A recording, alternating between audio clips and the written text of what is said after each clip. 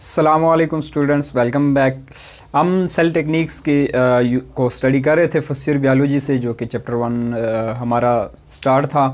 उसमें हम हमारी लास्ट दो टेक्निक्स रह गई हैं, जो कि स्पेक्ट्रोफोटोमेट्री और माइक्रोस्कोपी है। तो देखते हैं कि इन दो टेक्निक्स को हम कहाँ इस्तेमाल कर सकते हैं और इनके इस्तेमाल करने का तरीका क्या है, और इसके अंदर कौन कौन सी हम डिवाइसेस का इस्तेमाल करते हैं। स्पेक्ट्रोफोटोमेट्री बेसिकली ये तीन वर्ड्स का कम्बिनेशन है, स्पेक्ट्रो, फोटो और मीट्री। मीट्री का मतलब होता है मेजरमेंट, फोटो का मतलब होता है लाइट, यानी लाइट की मेजरमेंट। और स्पेक्ट्रम क्या चीज़ होती है? स्पेक्ट्रम की मैंने यहाँ पे डेफिनेशन लिखी हुई है, बैंड ऑफ लाइट, यानी 7 कलर्स। जो वाइट लाइट होती है उसके अंदर यानी कलर्स का एक बैंड होता है, जो कि 7 कलर्स होते हैं। तो उस चीज़ को हम स्पेक्ट्रम का नाम देते हैं, यानी साइंस के अंदर उसको स्पेक्ट्रम कहते हैं। जैसे कि आपने देखा होगा, ये जो रैम्बो होती है, रैम्बो के अंदर एक बैंड होता है रैम्बो का, जिसके अंदर 7 कलर्स प्रेजेंट होते हैं, ब्लू, रेड, येलो। तो ये जो है ना, ये उसी तरह का एक ब्रांड बनता है। तो इसके अंदर भी 7 कलर्स होते हैं। तो 7 कलर्स, लाइट के अंदर 7 कलर्स की मेजरमेंट को स्पेक्ट्रोफोटोमेट्री कहा जाता है। बेसिकली उन कलर्स की अपनी अपनी जो है ना वो वेव लेंथ होती है। Used to determine the absorption of different wavelength of light by a particular chemical compound or photosynthetic pigment। यानी डिफरेंट केमिकल कंपाउंड्स जो है ना वो लाइट को जब एब्जॉर्ब करते हैं डिफरेंट वेवलेंथ पे, तो उनकी जो मेजरमेंट है वो स्पेक्ट्रोफोटोमेट्री कहलाती है। तो बेसिकली इसके अंदर ज़्यादातर फोटोसिंथेटिक पिगमेंट्स को हम यूज़ करते हैं। फोटोसिंथेटिक पिगमेंट्स कौन से होते हैं? जो फोटोसिंथेसिस में जो है ना वो इन्वॉल्व होते हैं, जैसे क्लोरोफिल ए है, क्लोरोफिल बी है, ज़ैंथोफिल्स हैं या फाइकोबिलेंस हैं। तो ये सारे फोटोसिंथेटिक पिगमेंट्स हैं जो कि लाइट को एब्जॉर्व करते हैं। जैसे फोटोसिंथेसिस आपने पढ़ा होगा कि लाइट का बड़ा रोल होता है, इसलिए उसको फोटोसिंथेसिस कहा जाता है, यानी लाइट की मदद से फूड को सिंथेसिस करना। तो वो उसके अंदर जो पिगमेंट्स होते हैं वो लाइट को एब्जॉर्ब करते हैं। स्पेक्ट्रोफोटोमीटर क्या क्या होता है? ये वो डिवाइस होती है जो इसको स्टडी करने के लिए इस्तेमाल की जाती है। लाइट पासेस इसमें से होती है through the sample, how much light absorb. Spectrophotometer वो डिवाइस है जिसको हम यूज़ करते हैं। इसमें से लाइट को यानी पास करवाते हैं सैंपल के अंदर से। वो सैंपल के अंदर वो मॉलिक्यूल्स होते हैं, वो कंपाउंड्स होते हैं या पिगमेंट्स होते हैं। तो वहाँ पर फिर हम देखते हैं कि कितनी लाइट जो है ना वो उसने एब्जॉर्ब की है। Amount of light absorbed plotted in a graph as absorption spectrum। अब वहाँ पे एक ग्राफ लगा होता है, मीटर लगा होता है, जहाँ पे हमें शो रहा होता है, प्लॉट्स की शक्ल में शो हो रहा होता है कि किसी भी पिगमेंट ने जो है ना वो कितनी लाइट एब्जॉर्ब की है। उसको हम नाम देते हैं एब्जॉर्प्शन स्पेक्ट्रम का, यानी वो स्पेक्ट्रम जो किसी पिगमेंट ने एब्जॉर्ब कर लिया है, जज़ब कर लिया है लाइट का, वो एब्जॉर्प्शन स्पेक्ट्रम कहलाएगा। और वो हमें ग्राफ की शक्ल में जो है ना वो मीटर पर शो रहा होगा, और वो स्पेक्ट्रोफोटोमीटर के ऊपर प्रेजेंट होता है। Absorption of different wavelength of light by a particular pigment. Her pigment की अपनी वेवलेंथ होती है, यानी वो हर ख़ास वेवलेंथ पे जो है ना वो लाइट को एब्जॉर्ब करता है। और फोटोसिंथेसिस में भी ऐसा ही होता है। Use to determine may very minute amount of substance DNA in sample. और ये टेक्निक कहाँ पे इस्तेमाल होती है? किसी भी सैंपल के अंदर किसी भी कंपाउंड की जो सबसे कम अमाउंट होती है, माइन्यूट अमाउंट होती है, उसको देखने के लिए, उसको मेजर करने के लिए, उसको डिटरमिन करने के लिए जो है ना हम ये टेक्निक यूज़ करते हैं, ताकि वो जो है ना जब लाइट ऑब्जॉर्व करेगा तो हमें पता चल जाएगा कि ये इसकी अमाउंट कितनी है। तो ये था स्पेक्ट्रोफोटोमीटर। इसकी मैं तस्वीर आपको लगा दूंगा वीडियो में, आप देख लेंगे कि इसकी टेक्निक कैसे यूज़ होती है, यानी 3D में आप इसको विजिबल होगा, आप देख लेंगे। नेक्स्ट है हमारा माइक्रोस्कोपी। माइक्रोस्कोपी क्या है? जैसे बायोलॉजिकल लैब्स के अंदर आप माइक्रोस्कोप आपने देखी होगी, जो कि छोटी छोटी सब्सटेंसेस को देखने के लिए इस्तेमाल की जाती है। तो उस माइक्रोस्कोप को देखने का तरीका, उसको इस्तेमाल करने का तरीका जो है ना, यानी उसको इस्तेमाल करना, तो जो है ना वो माइक्रोस्कोपी कहलाता है, यानी यूज़ ऑफ माइक्रोस्कोप जो है ना वो माइक्रोस्कोपी कहलाता है। Naked eye apart 0.1 mm।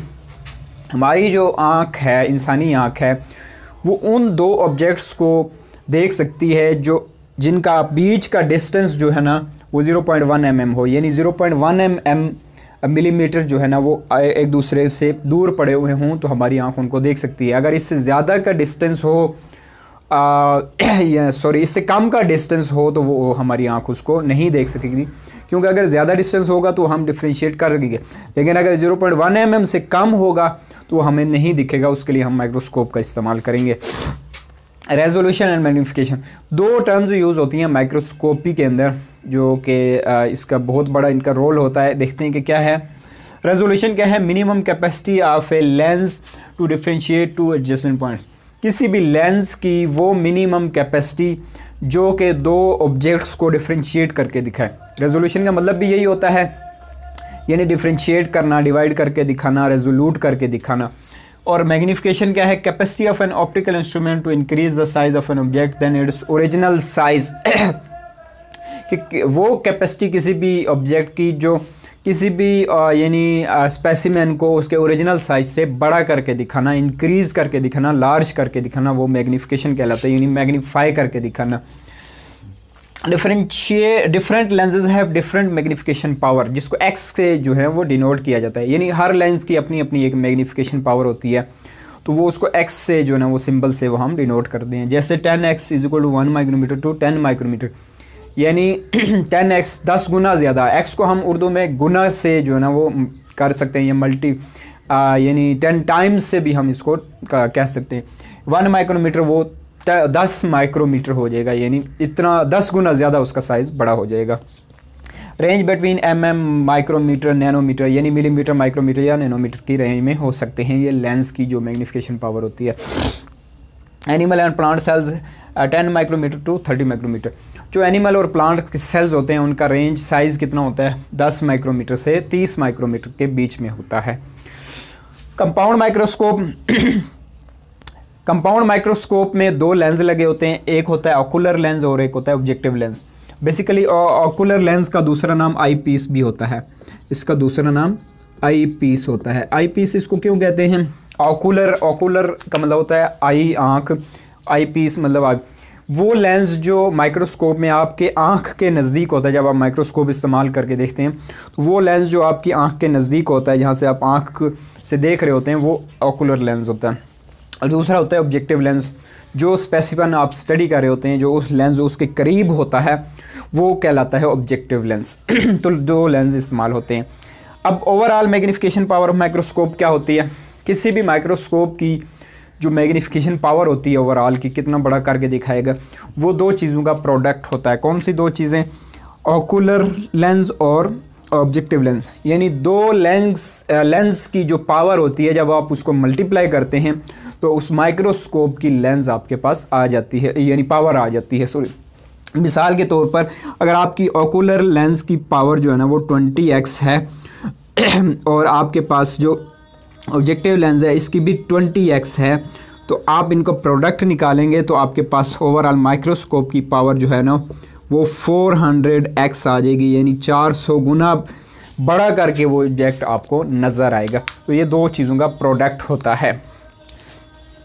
Resolution power of light microscope, दो माइक्रोस्कोप होती हैं कंपाउंड माइक्रोस्कोप की टाइप्स में, लाइट माइक्रोस्कोप और इलेक्ट्रॉन माइक्रोस्कोप। अब इनकी ये जो है ना वो दिखाई गई है कि रेजोल्यूशन कितनी है और मैग्नीफिकेशन कितनी है।